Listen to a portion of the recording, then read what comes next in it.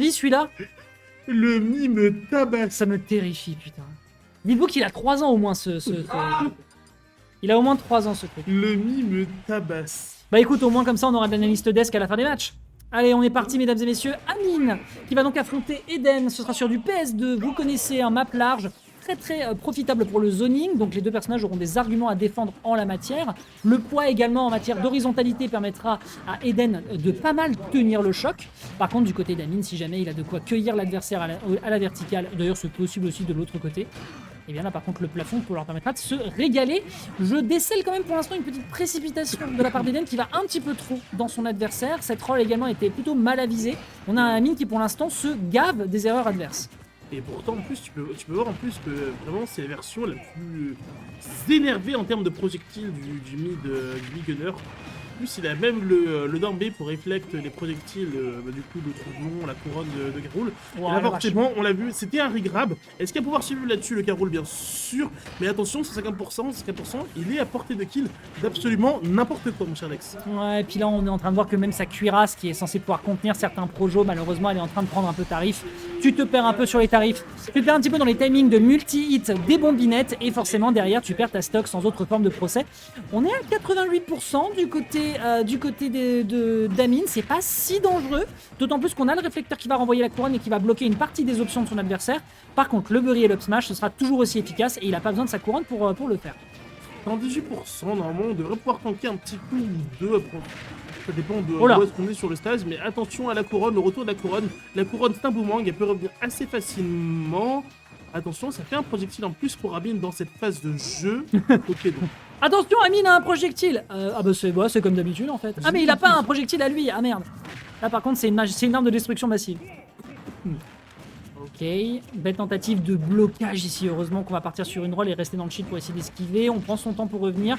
Ok, on se permet carrément de se la jouer Fox. Et pourquoi pas après tout, un peu de pressure qui est proposé. Bon là par contre Amine il s'est jeté dans les deux grandes pattes palmées de son adversaire le crocodile.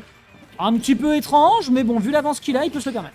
99%, c'est quasiment une stock d'avance complète dans cette situation. carrément. Normalement, il devrait pas avoir de trauma à trouver à la stock sur cette phase de jeu, je pense. Ouais, l'inconvénient c'est que là il est en train de tomber dans les mêmes travers que sur la première stock. On fait une roll in en pensant qu'on peut gap close l'adversaire, mais Amine il n'attend que ça. Tu te prends une petite bombinette, derrière tu prends un grab. Tu n'exploses pas encore à 180%, c'est aussi le poids du perso qui veut ça. On rappelle qu'il est dans le top 3 des personnages les plus lourds du jeu. Par contre, la bombinette suivante, bah, elle prend toujours pas la stock. Donc faut pas oublier que c'est du scale après. La bombinette suivante prendra la stock. Ouais, il en aura. Bah, au bout d'un moment, il voilà, scale tout ce que tu veux, il n'empêche pas que les dégâts seront présents. Ici, un petit peu de repoussée qui est tenté. Par contre, je vois qu'Eden, pour l'instant, il est en train d'essayer plus de chercher des situations dans lesquelles il peut mettre l'adversaire en difficulté. Mais on n'est pas, on n'est pas très sûr de soi. Je pense qu'on est encore en train de jauger la stratégie globale d'Amine, qui consiste à appuyer sur B, hein, on va pas se mentir. Voilà. Mais voilà, c'est à partir du moment où tu comprends les moments où il les utilise et que tu trouves tes ouvertures, en général tu peux briller, mais si t'es pas habitué et que t'affrontes pas beaucoup Amine, bah malheureusement tu vas beaucoup subir l'adversaire. Et le problème, encore une fois, c'est que c'est vraiment trop dur d'affronter Amine en fait. Genre, une fois que tu te laisses avoir une fois, c'est fini pour toi en fait. Genre. Surtout que bah là, Amine il va commencer à avoir de la rage. Ah bah là oui. Ok. Ok. Wow. Non mais attends, il s'est jeté, jeté dans le forward air, il s'est jeté dans le side B, gros à un moment. Non c'est pas le side B, c'est le B, c'est le neutral B. Il a trollé. Ou alors il veut nous offrir quelques secondes de bonheur en plus. Ouais peut-être. Pour nous les abonnés. Là en vrai de vrai. Après en temps on fait les cakes mais avec autant de rage, un down air ou un back air bien envoyé de la part d'Eden aurait pu être catastrophique. J'ai vraiment eu jumpscare moi aussi, j'ai vu l'action, je me suis dit, je le vois ses gros pieds lui arriver sur le bonnet là, ça aurait pu être catastrophique. Franchement, j'aurais bien aimé voir ça, ne serait-ce que pour le contenu. Oh, j'ai eu un frisson, en fait, Amine a eu la même réaction que moi, mais quasiment au même timing, et j'ai fait, oh non, là il le down air, mais ça peut être dramatique. Et non. Est-ce que tu peux mettre à jour le score? Oui, exact, absolument. Nous avons un score de 1-0 en faveur de notre bon Amino. El Bueno Amino, donc qui pour l'instant est en train de tout doucement avancer en direction du top 8. A priori, c'était pas trop une surprise connaissant le boog. Il a même d'ailleurs de chances de rafler peut-être la mise ce soir si jamais Case n'arrive pas à le contenir. Et ces derniers temps d'ailleurs, il arrive de plus en plus à le gérer, sachant qu'il y a eu une période où c'était moins le cas. J'ai pas eu l'occasion de le voir, récemment parce que forcément avec la quantité de boulot que j'ai ces derniers temps, j'ai pas forcément le temps de venir régulièrement en tournoi, mais je suis quand même, c'est vrai que Case n'a pas de gros résultats. Je crois que c'est même fait abattre par Mathéo, ça doit être pas mal. Oui, c'est toujours un petit peu la rivalité en ce moment à la weekly, c'est vrai. Ça, et puis lequel des deux arrivera avec le plus de cheveux la semaine suivante. Alors je dis ça en vrai, dans Mathéo maintenant il fait un petit peu attention à son cut. Mais c'est surtout du côté d'Amine et du côté de Case, parce que ça c'est une rivalité qui date d'avant le confinement, il faut quand même le savoir. Et pendant une période on a enfin eu Case qui trouvait des réponses, et maintenant c'est Amine qui est en train de reprendre l'ascendant. Amine qui de plus en plus, avec les weekly qu'il fait, est en train de devenir de plus en plus compliqué à gérer, de plus en plus à être calibré au niveau de ses stratégies, et ça se ressent à tel point que là on a Eden qui n'arrive pas à gérer, qui derrière se fera surprendre par cette up tilt. Définitivement des petites ouvertures qui sont beaucoup trop faciles à capitaliser du côté du joueur de la team Extra FK. Et pire, c'est qu'il réussit à gratter des petits. Aïe, Par aïe, contre, aïe, là, aïe. ce down air, Bah ouais, tu peux rien faire. très bien vu en couverture de stage. Je viens de prendre cette première stock, on n'est pas à égalité, mais presque. On a vu ce forward smash qui a été contré, qui a été renvoyé. Le upper qui a pu envoyer quelque chose de bien senti. Et attention, on est déjà en danger pour le joueur de la team NFO. Ouais, 100% c'est pas encore la misère, mais c'est vrai que voilà, sur un gros commit de la part de Amine, il va clairement prendre beaucoup de dégâts, mais bon, Amine n'a pas besoin non plus de le faire. Amine, depuis tout à l'heure, sa stratégie de gratouiller l'adversaire et de voir les pourcentages s'accumuler, eh ben c'est profitable. On a la couronne qui plus est, donc ça va bloquer des options adverses. Il peut plus se permettre d'atterrir aussi facilement sur le terrain pour profiter de sa super armor. Et ça, c'est très important pour la suite. Il va quand même récupérer sa couronne, mais malheureusement, je pense pas que ce soit suffisant. Petit retour, ceci dit, avec un petit setup. Et pour le moment, du côté d'Amine, on résiste quand même très bien, mais encore une fois, cette rage pourrait lui desservir. Ouh, ça n'a pas connecté le... Il retente. Et ouais, Là, par contre, cette fois, si ça marche pas la première, t'inquiète pas qu'à la deuxième. C'est comme les crêpes, la première est toujours ratée. Oui, on va oui. En tout cas, on est sur la dernière stock d'Amine dans cette game numéro 2. Et la seconde s'inverse un peu, c'est Eden qui a l'ascendant, qui est déjà mis 100%. Et ça peut aller assez vite. Ok, bien vu ça. Et ça peut aller très vite, mais Amine devrait pouvoir revenir assez vite dans cette game numéro 2, je pense. Bah s'il poursuit en fait son grattage comme il l'a fait depuis le début, oui, a priori, effectivement, Amine voilà, il est solide sur ses appuis en la matière, à moins de se faire surprendre vraiment par des petites situations qu'il n'avait pas anticipées.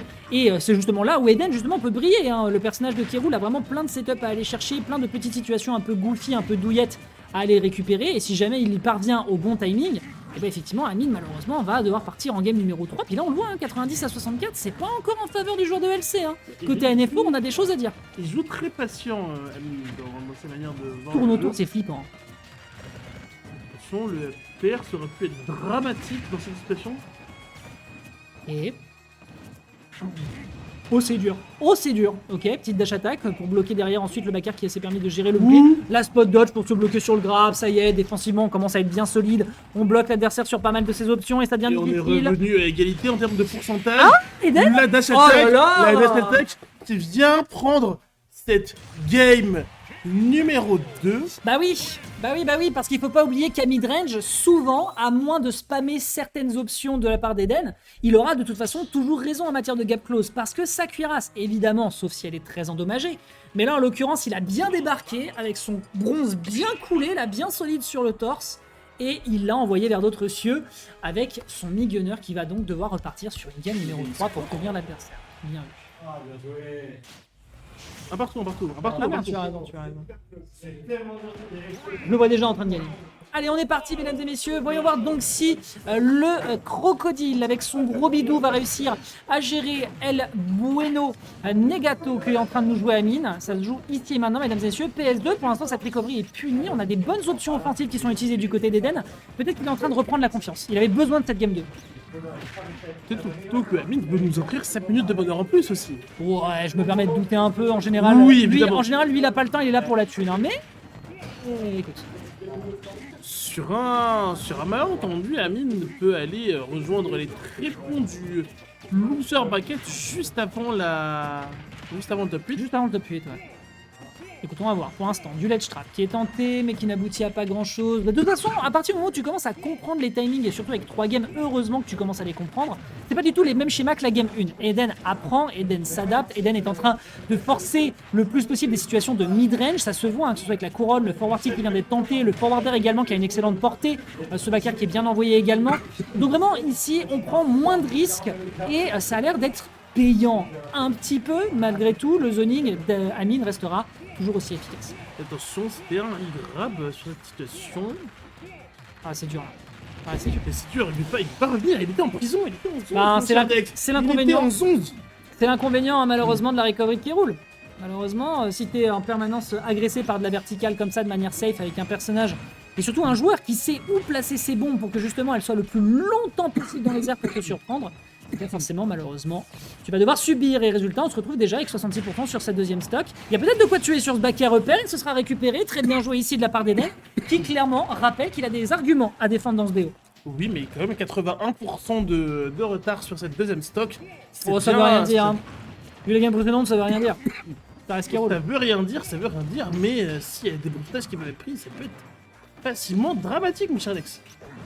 Je suis d'accord avec toi. On va voir justement lequel des deux va justement réussir à capitaliser sur ce retard de la part d'Eden. Est-ce que ça va être la rage ou est-ce qu'au contraire ça va être la stock gavée ici par son adversaire? Retour sur le bord de terrain, la bombinette qui est malheureusement mal positionnée. On a le temps de revenir, mais par contre on roule beaucoup sur le terrain. Derrière, on se tente de retourner tout de suite en avantage. On n'a pas voulu accepter le neutral, d'autant plus qu'il est compliqué à gérer contre Amine, mais du côté de Keroul, on a quand même des arguments à défendre en la matière. Et malheureusement, cet smash va le cueillir.